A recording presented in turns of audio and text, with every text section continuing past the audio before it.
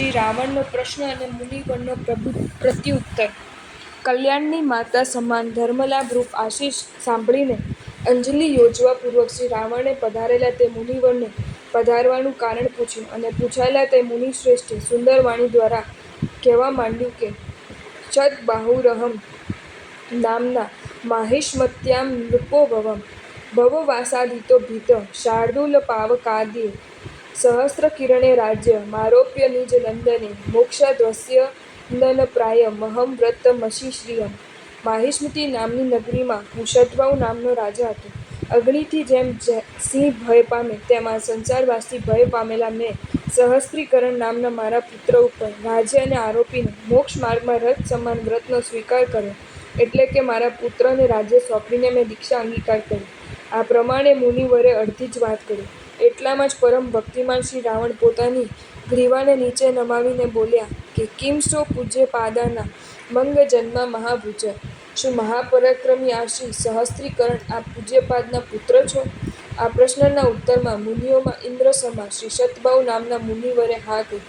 એટલે કે શ્રી રાવણ કહેવા માંડ્યું કે દિગ્વિજય માટે પ્રયાણ કરતો કરતો હું અહીંયા આ રેવા નદીના તટ ઉપર આવ્યો. આ તટ પર નિવાસ કરીને વિકસિત કમલોથી શ્રી જિનેશ્વર દેવની અર્ચા પૂજા કરીને એ જેટલામાં હું મનને એકાગ્ર કરી તન્મય થયો, તેટલામાં તો આ શ્રી સહસ્ત્રાંશુ રાજાએ મૂકેલા પોતાના સ્નાનથી મલિન પાણીએ કરીને મારી પૂજા ડૂબાવી દીધી. તેથી ક્રોધાયમાન થયેલા મેં ક્રોધથી યુદ્ધ કરીને આ શ્રી સહસ્ત્રાંશુ રાજાને પકડી બાંધી લાવવાનું કાર્ય કર્યું.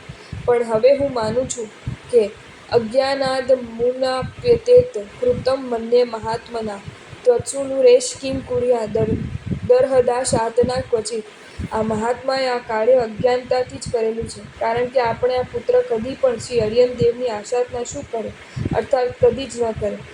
આ પ્રમાણે કહીને શ્રી રાવણ નમસ્કાર કરીને શ્રી સહસ્ત્રાંશુ રાજાને જ્યાં મુનિવર બિરાજ્યા છે ત્યાં લઈ આવ્યા. લજ્જાથી નમ્ર મુખવાલા બનેલા શ્રી સહસ્ત્રાંશુ રાજા પણ પિતા મુનિને નમ્યા.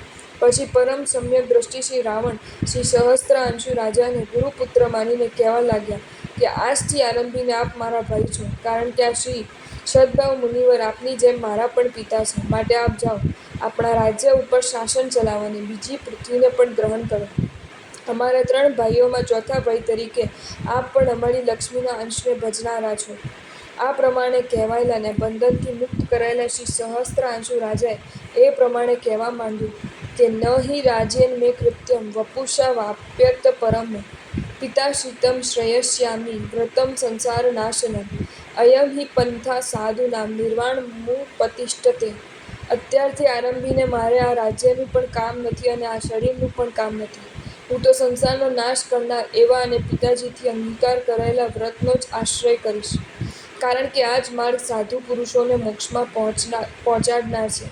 આ પ્રમાણે કહી પોતાના દીકરાને શ્રી રાવણને સમર્પણ કરી ચરમશરીરી એટલે તે જ ભવમાં મુક્તિને જનાર શ્રી સહસ્ત્રાંશુ રાજાએ પોતાના પૂજ્ય પિતા મુનિવર પાસે વ્રતને એટલે દીક્ષાને અંગીકાર કરી, અને તે જ વખતે મિત્રપણાના સંબંધથી પોતે દીક્ષા અંગીકાર કર્યાની વાત અયોધ્યા નગરીના અધિપતિ શ્રી અરણ્ય રાજાને સંદેશાથી કહેરાવી.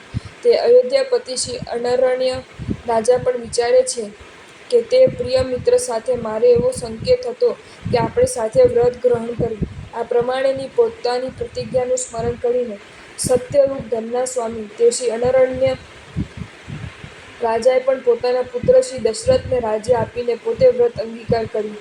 આ ઉપરથી કલ્યાણના અર્થી આત્માઓ જોઈ શકે છે કે પ્રભુ માર્ગના પામેલા આત્માઓને પૂજ્ય પ્રત્યેની ભક્તિ, સમાન ધર્મી આત્માઓ પ્રત્યેનો સદભાવ, સંસારની અસારતાનો ખ્યાલ અને સંયમ પ્રત્યેની લગણી કેવા પ્રકારની હોય છે.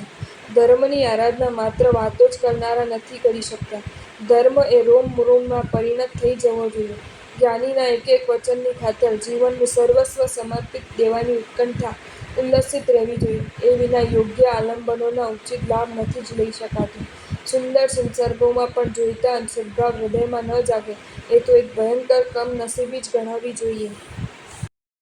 જો તમને આ વિડીયો ગમ્યો હોય તો આ વિડીયોને લાઇક કરો અને શેર કરો, અને આવા જ નવા વિડીયો જોવા માટે જૈન ફેક્ટ્સ એન્ડ સ્ટોરીઝની ચેનલને સબસ્ક્રાઈબ કરો. ધન્યવાદ.